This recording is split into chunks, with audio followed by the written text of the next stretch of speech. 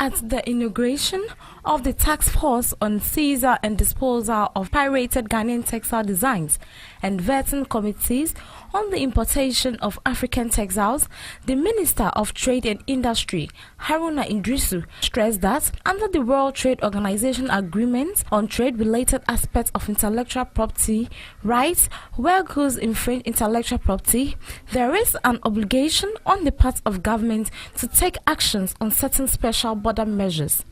Haruna Iddrisu noted that a number of countries in the sub-region, such as Cote d'Ivoire and Nigeria, have destroyed textiles together with the vehicles that transported the goods across the borders of Ghana. The objective of the task force is to curb the menace of illegal importation of printed Ghanaian textiles prints and to ensure that importers who engage in these nefarious activities are brought to book. So the mandate of the vetting committee, as inaugurated today, is to ensure that there is zero tolerance for illegal importation of pirated Ghanaian textile prints. Do I repeat it? Illegal importation of pirated Ghanaian textiles prints. Zero tolerance for it by your committee.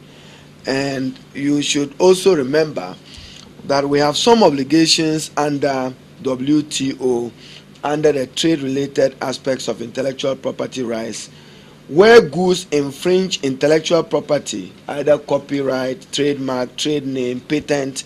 There is an obligation on the part of government to take certain special border measures.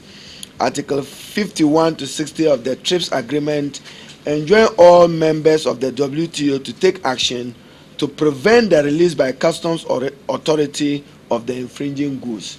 So our representative from Ghana Revenue Authority, we see no reason why this print must find its way into the market.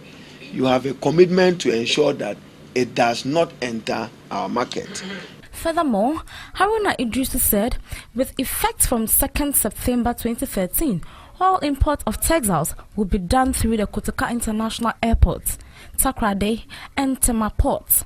He said, in addition, the task force has embarked on sensitization of traders and the general public on the effect of the nefarious activities of trade who smuggle African textile prints into Ghana. He maintained that all importers of African prints shall be deemed to be companies that are duly registered with the Registrar General's Department.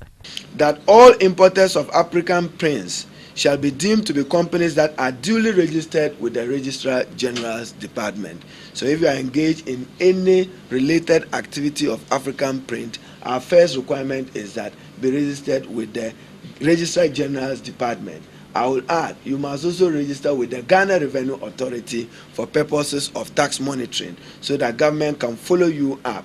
We also expect that some report will be submitted to the Ministry of Trade and Industry monthly on their imports of African prints.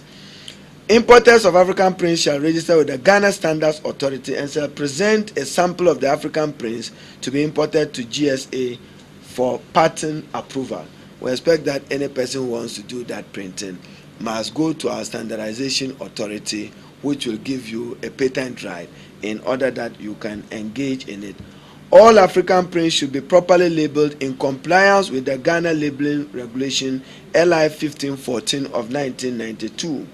Importers, however, to declare and make known to the Ghana Standards Authority the port of entry of any consignment prior to importation. Let me emphasize this, that from 13th September, we expect that all importers will declare and make known to the Ghana Standards Authority the port of entry of any consignment prior to importation. This is part of our strategy to deal with the growing menace of illegal importation of textiles into our country, which is gradually destroying the textile industry in Ghana. And the chairman of the task force, Apia Doyina, maintained that the task force will need the collaboration of all Ghanaians to carry out their mandate. He said the reinforcement of the task force is to get all on board. Right, made in Ghana, they will write GTP. Meanwhile, they were not made in Ghana and they were not made by GTP. So if you decide to give them to the poor people, The danger is that if you are not lucky and the chemicals used, some of them can cause cancer. In fact, it's very dangerous. So government cannot give things that are potentially harmful to poor people.